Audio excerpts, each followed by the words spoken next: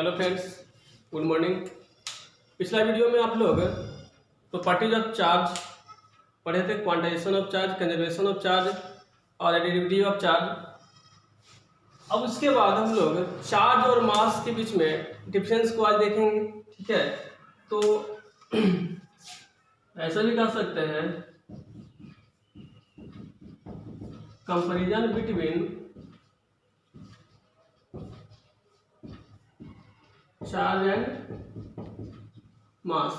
हम बताए थे आप लोग को चार्ज कम्स विथ मास। पिछला वीडियो में आप लोग को बताए the charge comes with mass. तो उस अकॉर्डिंग हम कह सकते हैं चार्ज में और मास में कुछ डिफरेंस भी होता है। चार्ज में और मास में कुछ डिफरेंस भी होता है। कोई भी बॉडी के पास दो प्रॉपर्टी होता है, उस बॉडी में मास भी होता है, उस बॉडी पे चार्ज भी होता है, बट चार्ज अलग है और मास अलग है। उसको आज हम देखेंगे। दो कॉलम बनाते हैं, एक चार्ज का और एक मास का। आपको डिफरेंस लिखने में पिछले क्लास में पढ़े थे, आपको याद होगा तो अच्छी तरह से आप डिफरेंस लिख सकते हैं। ठीक है,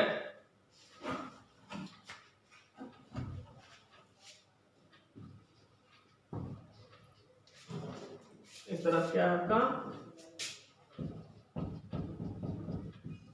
मास है। ठीक, अब देखिए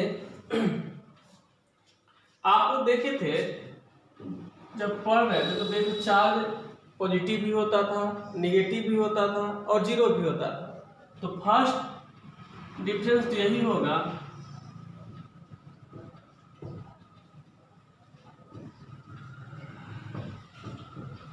चार्ज में भी पॉजिटिव, नेगेटिव और जीरो।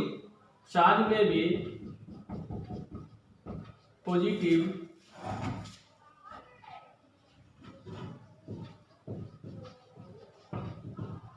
नेगेटिव और जीरो। बट कोई भी बॉडी का मास ऑलवेज क्या होता है, पॉजिटिव ही होता है। तो हम कह सकते हैं mass of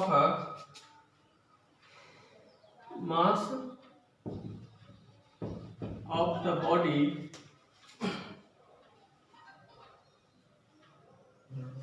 is positive quantity.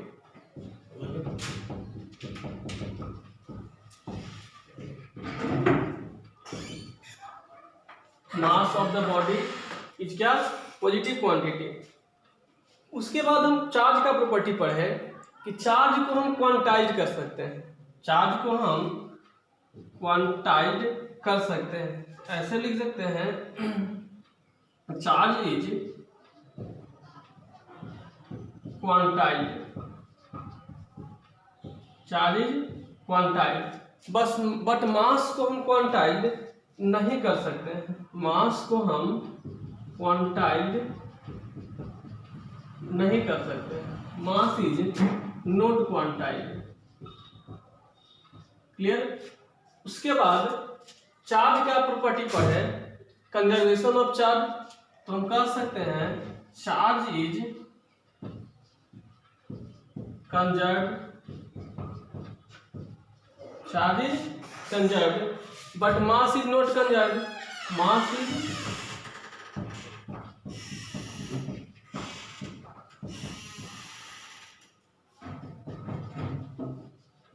सारा प्रॉपर्टी हम पहले पढ़ चुके हैं।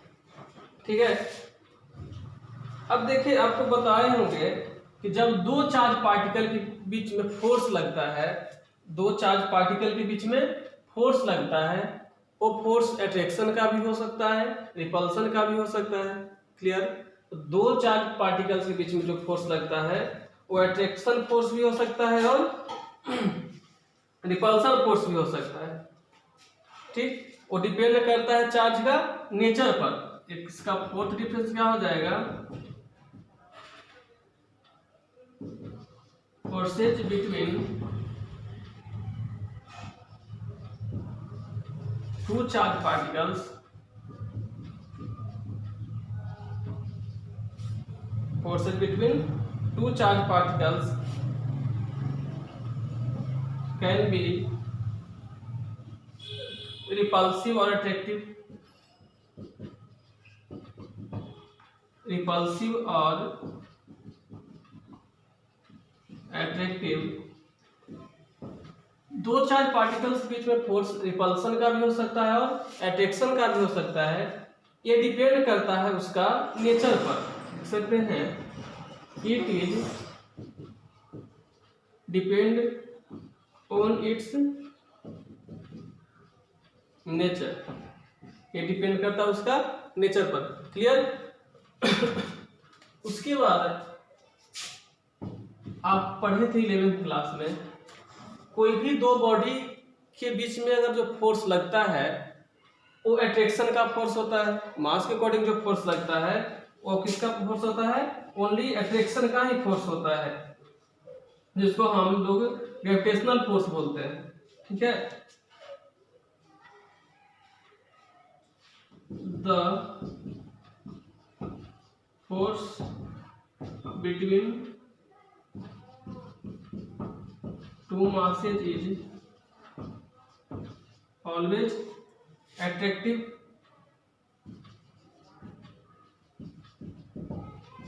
ठीक है। मास के अकॉर्डिंग फोर्स लगेगा तो ऑलवेज क्या होगा? एट्रैक्टिव। बट दो चार्ज पार्टिकल्स के बीच में रिपल्सन का और एट्रैक्शन का दोनों फोर्स लगता है। क्लियर। तो आपका 4 पॉइंट हो गया। उसके बाद पॉइंट होता है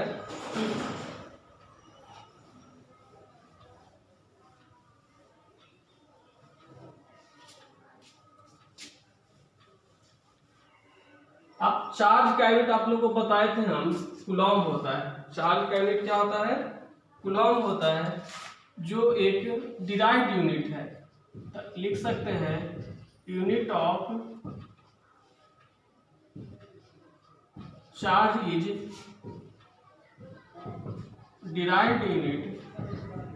जैसे 1 कूलॉम इक्वल टू लिखते हैं ना 1 ampere per second, 1 coulomb equal to 1 ampere per second. But mass का यूनिट क्या होता है? फंडामेंटल यूनिट होता है। Unit of mass is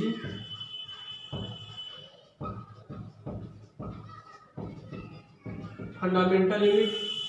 clear. Mass का यूनिट क्या होता है? फंडामेंटल यूनिट होता है। चार्ज रेडिएशन को इमिट करता है। लिख सकते हैं चार्ज एमिट्स रेडिएशन। अभी हम बताए थे आपको इनहेलेशन में, charge emits radiation but mass does not emits radiation.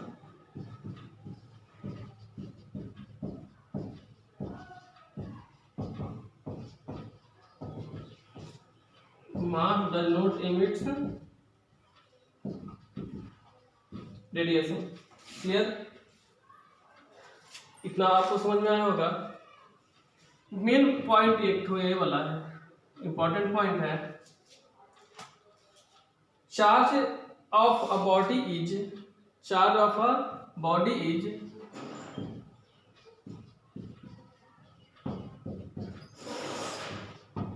Charge of a body is not depend on velocity, not depend on velocity of the body,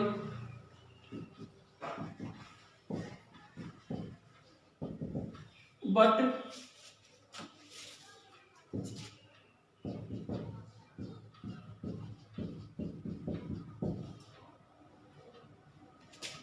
mass depend on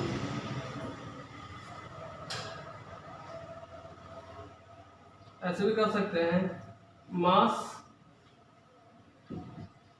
of a body, mass of a body increases with its velocity, increase with its velocity. Clear. ऐसे तो हम लोग पिछले class में पढ़े थे कि मास कोई भी बॉडी का चेंज नहीं करता है। आप अर्थ पे रहे, मून पे रहे, चेंज नहीं करता है। बट अभी हम बोल दिए mass of a body increase with its velocity. Velocity के अकॉर्डिंग मास में चेंजिंग होता है कब, जब वेलोसिटी बहुत ज़्यादा होगा तो। इसके लिए एक फॉर्मूला आपको दिया हुआ है, ऊपर में लिख देते हैं।